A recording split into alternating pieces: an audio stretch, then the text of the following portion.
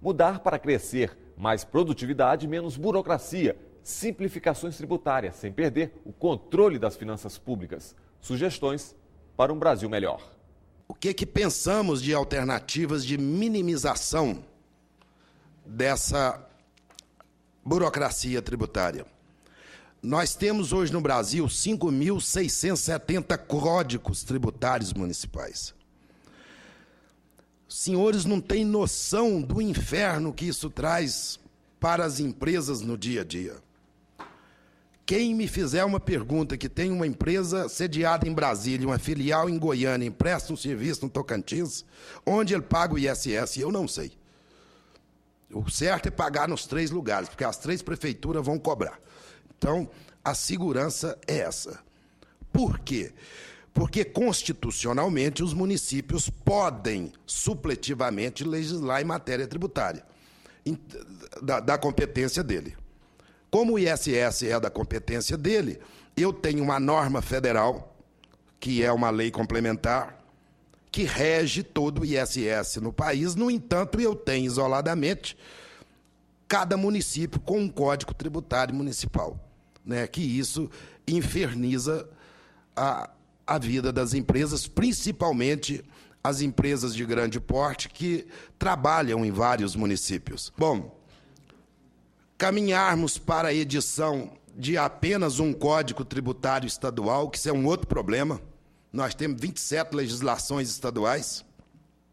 O caminhão que sai do Rio Grande do Sul para ir para Belém, ele tem que entender de 6 legislações estaduais, porque cada um exige que bata o carimbo na nota de um lado e de uma cor, né? Porque é sempre por isso.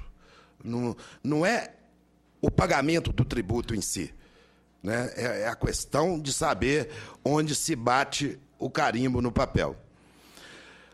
Esses 2 pontos, se conseguíssemos consolidar as 2 legislações, estadual e federal, e essa municipal é possível fazer sem quebra da autonomia municipal, porque os municípios continuam com o poder de fiscalizar e arrecadar, somente com uma legislação federal tratando do assunto. Reduziríamos em torno de 87% da burocracia tributária.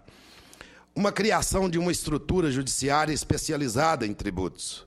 Porque hoje o que acontece? Os juízes, eles julgam de tudo, de briga de cachorro, de separação, de homicídio, de facada, de tiro, inclusive de PIS e COFINS e CMS. A instituição de parcelamentos simplificados, né, com leis claras, objetivas e que realmente queiram resolver o problema desse 1 trilhão de estoque de crédito tributário da União.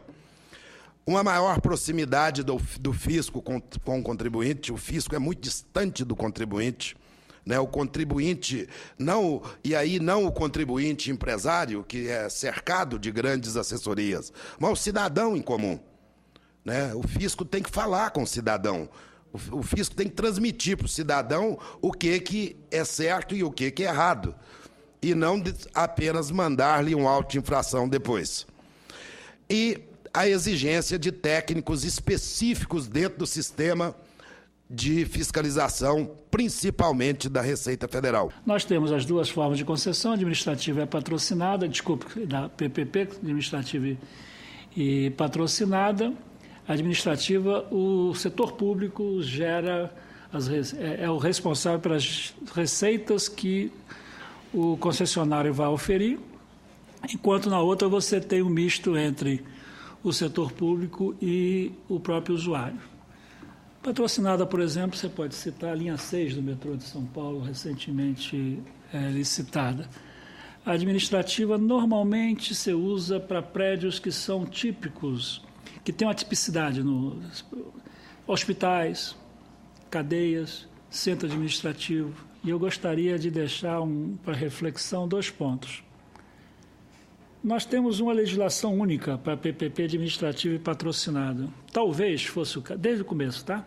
As suas alterações, atualizações, a última foi em 2012, a convolução da medida provisória 575 em lei, mas elas ficam no mesmo instrumento legal. Talvez valesse a pena fazer uma reflexão sobre separar. Por quê? Porque são estruturas financeiras diferentes, que são montadas pelo setor privado. São decisões de gasto, portanto, que são levadas na grande maioria, a ser tomadas pelos mesmos fatores, mas um ou outro não. É diferente o risco para o setor privado numa patrocinada da administrativa. E não é só para o investidor, é também para o órgão financeiro, quem financia, que assim trata. A outra coisa é a questão do limite sobre a receita corrente líquida de 5%. Os entes subnacionais só podem comprometer até 5% da sua receita corrente líquida, se não podem receber mais repasses voluntários da União, a União não dá garantia. É legítimo isso, essa é uma preocupação, tem a ver com o controle das finanças públicas e tudo. Começou com 1, passou para 3, agora é 5. E a mim me parece que talvez valesse a pena uma reflexão um pouco maior, por exemplo, retirando das despesas que podem ser geradas a partir da PPP, as despesas que já eram feitas. Por último, temos um problema de ordem formal, que é o seguinte: eu não posso, Estado, dar o ICMS como garantia no meu fundo garantidor. Eu posso dar a contribuição da iluminação pública, no caso o município, eu posso fazer outras receitas, mas não de impostos. Talvez valesse a pena uma interação do governo federal com o governo estadual, para que o governo federal dê essa garantia e o governo estadual, estou dando um exemplo do ICMS, portanto eu estou me referindo ao governo estadual, dê uma contragarantia na própria arrecadação de ICMS. Com isso, o quê? Ele consegue melhorar as condições da estruturação financeira, mitigando riscos e, portanto, recebendo serviços, a sociedade recebendo serviços a um preço menor. Quando se fala em investimento, tem que se ter demanda, mais uma vez, e nós somos, eu vou acelerar essa parte, mas nós temos uma classe média brasileira. Né? Nós somos um país de classe média. O Brasil, que em 2003 representava, a classe C representava mais ou menos 37% da população, hoje, projetando os dados IBGE para a população brasileira, já representa 60% da população brasileira. Tá? Uma classe que está demandando agora serviços de mobilidade urbana, transporte, infraestruturas diversas, de telecomunicação, né, de tecnologia de informação e comunicação, entre outros. Então, essa população está aí demandando isso. Só os investimentos previstos mais recentes, tá, dentro do plano de concessões, ou, se você preferir, os investimentos associados às concessões mais recentes, 2011, 12 e 13, já representam 153 bilhões de reais. Quando eu projeto isso para 2014, todos esses investimentos em concessões, não estou falando do PAC, estou falando somente do PIL, né, que é o Programa de Logística. Né? Nós podemos chegar a 265 bilhões esse ano, em poucos anos, tá? Um resultado muito interessante em concessões, em rodovias, aeroportos, mobilidade, tecnologia de comunicação, portos, na verdade são os terminais privados, estações de transbordo de carga em geral. Os investimentos públicos ali no orçamento continuam crescendo no Brasil, tá? De 6 bilhões em 2003 para 73,8 bilhões em 2014, previsto para esse ano.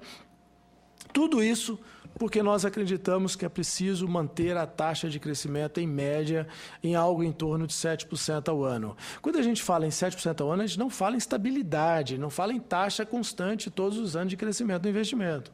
Nós acreditamos nos ciclos econômicos, nos ciclos de negócios. Isso aí é uma média. Nós gostaríamos de, enfim, em função de tudo aquilo que foi colocado pelos nossos palestrantes, de que as políticas fiscal, monetária e tributária tiveram consequências muito positivas para o desenvolvimento da infraestrutura do país nos últimos anos. Mas, acredito, não foi feito em função do que aqui nesta comissão nós temos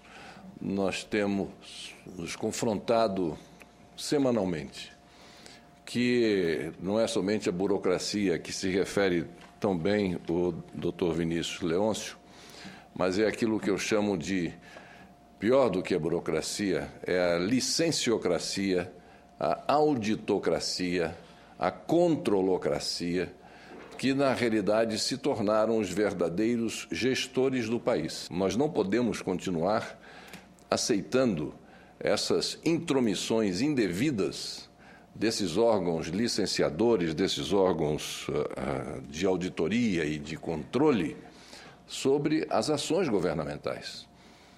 Não que nós estejamos distantes da necessidade de fiscalização, de aplicação de recursos públicos. Não, há que haver a fiscalização. Houve aplicação de recursos públicos, tem que haver uma fiscalização. O que não pode acontecer, o que não pode haver, o que tem que se parar imediatamente é essa concorrência entre os órgãos de controle, de auditoria, de fiscalização, de licenciamento, para ver quem paralisa mais obras, quem consegue restringir o trabalho executado nas diversas áreas da infraestrutura e assim por diante. O Em Discussão fica por aqui. Você também pode acessar o programa pela internet www.senado.leg.br/TV. Participe, mande sua mensagem, obrigado pela companhia e até o nosso próximo Em Discussão.